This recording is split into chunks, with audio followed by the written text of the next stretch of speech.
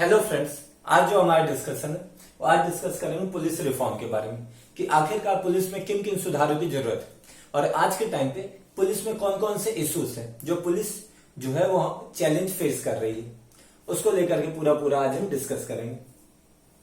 तो सबसे पहले जो पुलिस है वो आता है आर्टिकल 226 के अंतर्गत स्टेट लिस्ट में आता है। यह हमारे संविधान के आर्टिकल 226 आर्टिकल 226 के अंतर्गत स्टेट लिस्ट में पुलिस आता है। शेड्यूल 7 में सेंट्रल एंड स्टेट के बीच जो पावर का डिस्ट्रीब्यूशन किया गया कि भाई जो शेड्यूल 7 में केंद्र और राज्यों के बीच किस प्रकार से विधायी शक्तियों का वितरण होगा कि भाई यूनियन लिस्ट है, स्टेट लिस्ट है एंड कॉन्करेंट लिस्ट है कि संघ सूची, राज्य सूची, संवर्ती सूची है। और जो संघ सूची यूनियन लिस्ट है वहां पर कौन कानून बना सकता है, वहां पे सेंट्रल कानून बना सकती है जहां जो यूनियन लिस्ट में जो भी सब्जेक्ट रहेंगे, स्टेट लिस्ट में जो भी सब्जेक्ट रहेंगे उस पे स्टेट गवर्नमेंट कानून बना सकते हैं और कॉन्करेंट लिस्ट वहां पर जो सब्जेक्ट रहेंगे वहां पे सेंट्रल एंड गवर्नमेंट दोनों कानून बना सकती है। लेकिन अगर किसी प्रकार का मतभेद होता है देन वहां पर सेंट्रल गवर्नमेंट का कानून जो होगा वो एप्लीकेबल होगा। तो इस प्रकार से शेड्यूल 7 में जो है वो क्या है, वो सेंट्रल एंड स्टेट के बीच पावर का डिस्ट्रीब्यूशन है। तो वहां पर जो पुलिस है, पुलिस को स्टेट सब्जेक्ट में रखा गया है। तो अब स्टेट गवर्नमेंट की ड्यूटी है, अब स्टेट गवर्नमेंट की रिस्पॉन्सिबिलिटी है कि वो गवर्न करे, कि पुलिस को गवर्न करने के लिए या कि पुलिस को रेगुलेट करने के लिए वो गाइडलाइंस जारी कर सकती है स्टेट। इसके अलावा अगर हम बात करें तो हमारे देश में जो पुलिस है, पुलिस किस एक्ट के तहत गवर्न होती है, सबसे इंपॉर्टेंट है कि हमारे देश में जो पुलिस होती है वो गवर्न होती है इंडियन पुलिस एक्ट 1861 के अंडर, यानी इंडियन पुलिस एक्ट 1861 के अंडर हमारे देश की पुलिस गवर्न होती है। अब ये कॉन्टेक्स्ट को समझिएगा कि कॉन्टेक्स्ट कब आया था। ये इंडियन पुलिस एक्ट आया था, ये आया था 1857 के रिवॉल्ट के टाइम पे, जो 1857 का प्रथम स्वतंत्रता संग्राम हुआ था।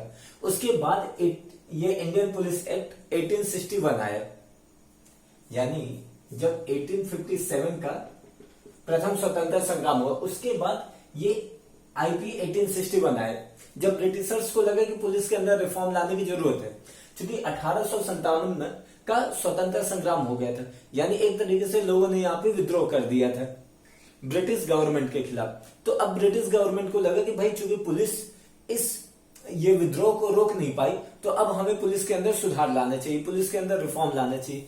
तो उसको लेकर के इंडियन पुलिस एक्ट 1861 लेकर आया गया, जिसमें कहा गया कि जो ब्रिटिशर्स है अंग्रेजों के कंट्रोल में क्या होना चाहिए, पुलिस होना चाहिए, ताकि इस प्रकार की जो दूसरे मूवमेंट है, जो दोबारा इस प्रकार के विद्रोह, इस प्रकार का रिवॉल्ट ना हो सके।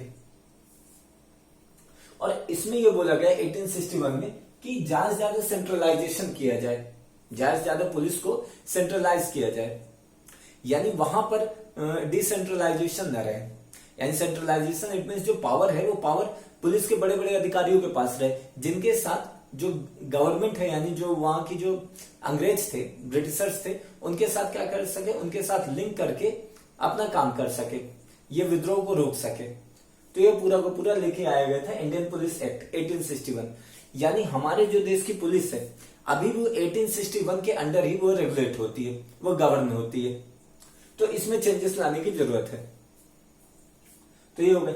अब हम सबसे पहले देख लेते हैं कि पुलिस के आखिरकार काम कौन कौन से होते हैं।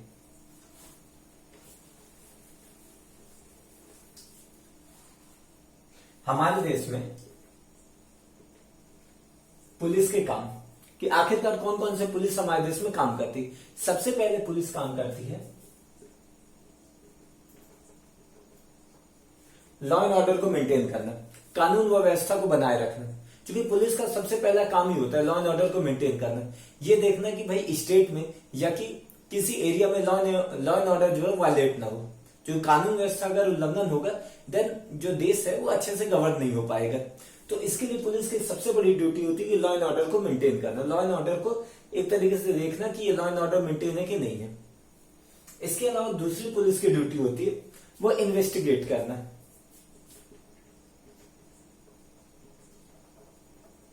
जो क्राइम एक्टिविटी होती है, जो क्रिमिनल जो एक्टिविटीज होती है उनको इन्वेस्टिगेट करना, कि जो क्रिमिनल है जिन्होंने क्राइम किया है उन्होंने क्राइम सही किया कि गलत किया है, उन सारी चीजों को इन्वेस्टिगेशन करना। थर्ड काम होगा जो राइट्स होते हैं, जो दंगे होते हैं दंगे को दबाना, जो दंगे होते हैं दंगे को रोकना, ये पुलिस का काम होता है, राइट्स को रोकना। फोर्थ काम हो गया प्रोटेक्शन ऑफ स्टेट एसेट। जो स्टेट की एसेट होती है यानी स्टेट की जो राज्य की संपत्ति है उसे संरक्षित करना, उसे प्रोटेक्ट करना, यह पुलिस का काम होता है। इसके अलावा जो और पुलिस का काम होता है वीआईपी प्रोटेक्शन। जो वीआईपी होते हैं उनकी प्रोटेक्शन करना, लाइक प्राइम मिनिस्टर, प्रेसिडेंट, इन लोगों की प्रोटेक्शन करना। इसके अलावा ट्रैफिक कंट्रोल करना, ये कुछ पुलिस के काम होते हैं कि भाई पुलिस का काम होता है लॉ एंड ऑर्डर को मेंटेन करना, इन्वेस्टिगेशन करना, राइट्स को रोकना, जो प्रोटेक्शन ऑफ स्टेट एसेट है इन्हें स्टेट एसेट को प्रोटेक्ट करना, या फिर ट्रैफिक को कंट्रोल करना एंड वीआईपी प्रोटेक्शन, ये कुछ पुलिस के काम होते हैं। अब इसके अलावा देख लेते हैं कि आज के टाइम पे हमारी पुलिस किन किन इश्यूज को फेस कर रही है, कौन कौन से चैलेंजेस पुलिस फेस कर रही है।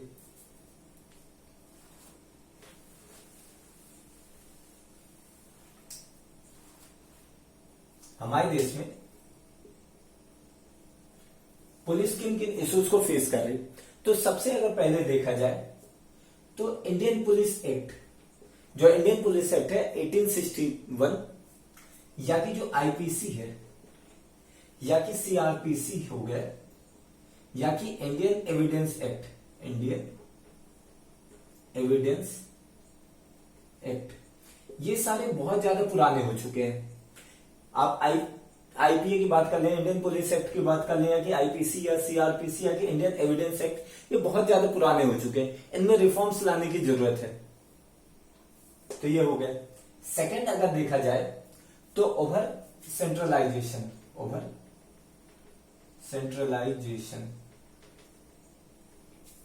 हमारी जो पुलिस है ना, हमारी पुलिस में ओवर सेंट्रलाइजेशन यानी बहुत ज्यादा केंद्रीकरण की प्रवृत्ति है। अब उसका रीजन भी है, चूंकि देखा जाए तो हमारी जो पुलिस गवर्न होती है आईपीएस है, इंडियन पुलिस एक्ट 1861 से, और इंडियन पुलिस एक्ट 1861 को लाने का ऑब्जेक्टिव ही था, लाने का मकसद ही ये था कि पुलिस को ज्यादा सेंट्रलाइज करना।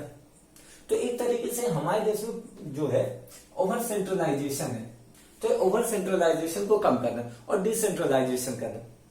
ओवर सेंट्रलाइजेशन मतलब जो ऊपर वाले अधिकारी होते हैं, जो बड़े बड़े अधिकारी होते हैं पुलिस में, उन्हीं के पास ज्यादा पावर है, और जो नीचे जो छोटे अधिकारी हैं लाइक कांस्टेबल हो गए या कि एसआई हो गए, इनके पास ज्यादा पावर नहीं है, तो इन्हें भी पावर देना, ये हो गया over centralisation. Third is PCR, police community relation, police community relation PCR. हमारे देश में जो पुलिस कम्युनिटी रिलेशन बहुत ज्यादा निगेटिव है, उसका रीजन भी है। उसका रीजन क्या है कि जो पब्लिक है वो पब्लिक पुलिस से बहुत ज्यादा डरती है। अगर देखा जाए तो अगर वो पुलिस का ये भी होता है कि अगर उसे कोई एफआईआर दर्ज कराना है, पुलिस स्टेशन जाना है, तो वो डरेगी, और वो जनरली वो एफआईआर दर्ज कराने हुए पुलिस नहीं, वो स्टेशन नहीं जा पाती है। अगर उसका कहीं मोबाइल गुम गया तो वो नहीं जा पाती है।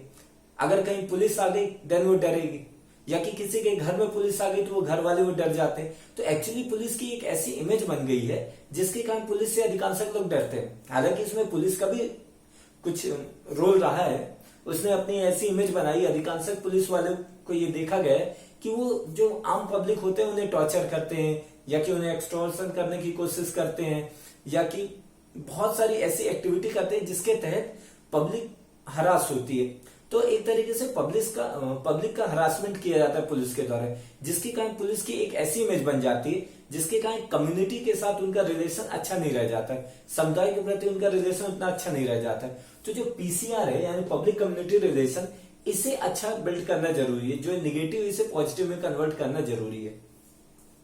इसके अलावा ओवर बर्डन, हमारे देश की जो पुलिस है ना, पुलिस के पास केसेस बहुत ज्यादा है, ओवर बर्डन है केसेस का। यानी जो पुलिस होती है, पुलिस क्या है, अब एक पुलिस की विंग लॉ एंड ऑर्डर को मेंटेन करेगी और इन्वेस्टिगेशन भी करेगी, तो जिसके कारण क्या हो जाता है, कभी कभार पुलिस इसको अच्छे से काम कर नहीं पाती, बिकॉज ऑफ उसके पास केसेस बहुत ज्यादा पेंडिंग होते हैं।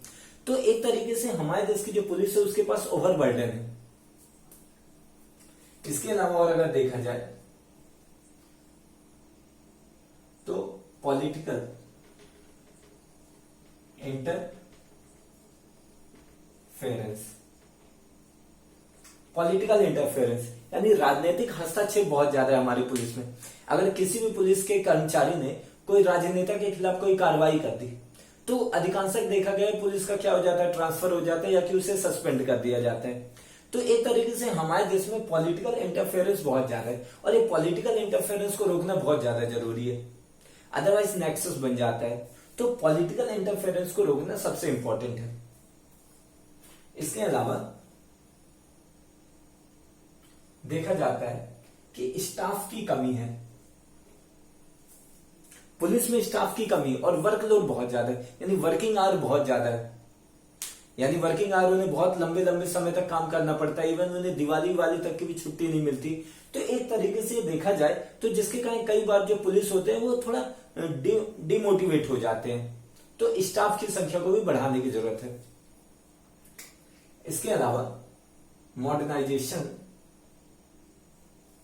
लैक ऑफ मॉडर्न टेक्नोलॉजीज, जो मॉडर्न टेक्नोलॉजी की कमी है। एक तरीके से देखा जाए तो जो मॉडर्न वेपन होते हैं वो भी पुलिस के पास नहीं है। अधिकांशतः देखा गया जो हवलदार हैं, जो कांस्टेबल हैं, वो अभी भी वही बड़ी वाली राइफल ही लेकर चलते हैं। और अगर देखा जाए तो जो क्रिमिनल होते हैं या कि फिर जो टेररिस्ट होते हैं वो AK-47 लेकर चलते हैं। तो अगर कभी भी मुठभेड़ हुई तो उसमें पुलिस तो उनका सामना नहीं कर पाएगी, जिसके कारण अधिकांशतः देखा गया पुलिस की डेथ भी हो जाती। तो इसलिए मॉडर्नाइजेशन ऑफ टेक्नोलॉजीज, यानी उन्हें वेपन्स अच्छे देना चाहिए, उन्हें अच्छे टेक्नोलॉजीज देना चाहिए, अच्छे कंप्यूटर्स प्रोवाइड करना चाहिए और उनकी ट्रेनिंग भी अच्छे तरीके से करनी चाहिए। तो ये हो गया कुछ। इसके अलावा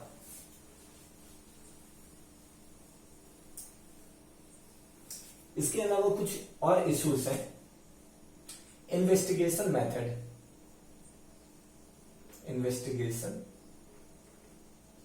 मेथड, जो हमारे देश में जो पुलिस है उसकी इन्वेस्टिगेशन की जो प्रोसेस है अभी भी वो पुरानी वाली, वो जो मुखबिर वाली होती है वही वाली अभी प्रोसेस चला के रखे हैं। जबकि देखा जाए तो सोशल मीडिया का अच्छा खासा जमाना है और टेररिस्ट और जो क्रिमिनल है वो बहुत ज्यादा सोशल मीडिया का यूज करते हैं, बहुत ज्यादा एक प्रोपेगेंडा फैलाने के लिए या कि फिर एक तरीके से क्राइम करने के लिए सोशल मीडिया का वो यूज करते हैं।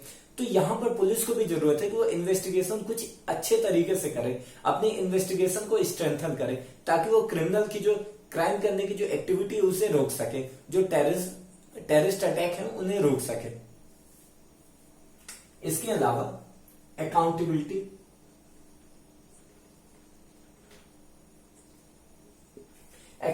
इंश्योर करना, देखा जाए तो पुलिस की जवाबदेही इंश्योर नहीं होती है, तो ये अकाउंटेबिलिटी को भी इंश्योर किया जाए।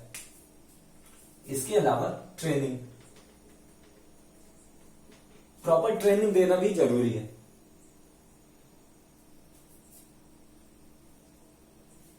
ये कुछ या कि हो गया, या कि अगर देखा जाए तो लॉ एंड ऑर्डर है एंड जो इन्वेस्टिगेशन है उसकी अलग विंग्स बनाने की जरूरत है, क्योंकि ओवरबर्डन है। तो ये कुछ इश्यूज हो गए।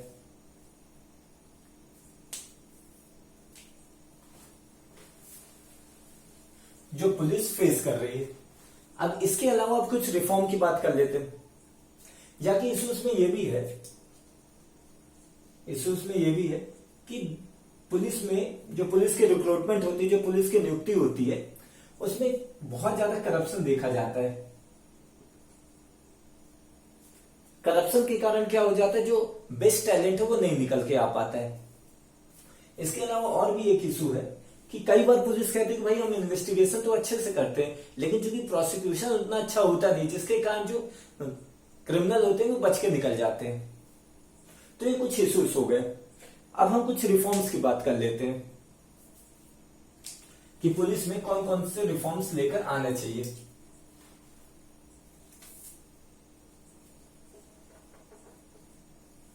तो सबसे पहले तो भाई पॉलिटिकल इंटरफेरेंस को आप कम करो। भाई जो पॉलिटिकल इंटरफेरेंस है, इंटरफेरेंस उसे कम करो। इसके अलावा अच्छे से जो ओवरबर्डन है, ओवरबर्डन को कम करने के लिए लॉ एंड ऑर्डर एंड जो इन्वेस्टिगेशन की अलग अलग विंग्स बनाने की जरूरत है, प्रॉपर ट्रेनिंग देने की जरूरत है, और जो मॉडर्नाइजेशन, जो वेपन्स का मॉडर्नाइजेशन करना जरूरी है। इसके अलावा जितने भी ऑफेंसेस होते हैं उन सबकी जो होती है वो रिपोर्ट दर्ज करना। जैसे कोई भी आया एफआईआर दर्ज कराना, वो अपनी रिपोर्ट दर्ज करवाने वाला है, तो पुलिस अधिकांश ये कह देती है कि भाई ये जो रिपोर्ट आप दर्ज करवा रहे हो, एफआईआर दर्ज करवा रहे हो, ये उनके अधिकार क्षेत्र के बाहर है। तो ऐसा पुलिस ना करे, वो उनकी रिपोर्ट दर्ज कर ले और जिसके भी अधिकार क्षेत्र में, जिस पुलिस स्टेशन के अधिकार क्षेत्र में आती है वहां पर इसे ट्रांसफर कर दे। तो कुछ इस प्रकार से करना चाहिए। इसके अलावा देखा जाए तो एक अलग अलग सेल बनाने की जरूरत है। जो एससी एसटी वाले होते हैं, कई बार देखा जाता है एससी एसटी के साथ बहुत ज्यादा एक तरीके से उन्हें परेशान किया जाता है, तो एससी एसटी के लिए एक अलग सेल बनाने की जरूरत है। इसके अलावा जो पुलिस स्टेशन में जो टॉर्चर किया जाता है, जो कार्रवाई के तहत या कि इन्वेस्टिगेशन के तहत जो 3rd डिग्री में टॉर्चर किया जाता है, उसे कम किया जाए। टॉर्चर को कम किया जाए। या कि जो पुलिस स्टेशन में वुमेन का रेप हो जाता है या कि जो मर्डर हो जाता है, तो इनकी अच्छी खासी इन्वेस्टिगेशन होनी चाहिए। वुमेन का रेप या मर्डर हो जाता है तो उसकी इन्वेस्टिगेशन होना। तो ये कुछ रिफॉर्म्स हो गए। ये सारे रिफॉर्म्स लेकर आना चाहिए पुलिस में। तो इस तरीके से हमने पुलिस के जो इश्यूज थे उसे डिस्कस कर लिए। तो ये पुलिस रिफॉर्म से रिलेटेड और भी बहुत सारी चीजें हैं जिसे हम कभी और लेक्चर में डिस्कस करेंगे। तो ये लेक्चर हमारे यहाँ पे कंप्लीट होता है। Thank you very much for this lecture.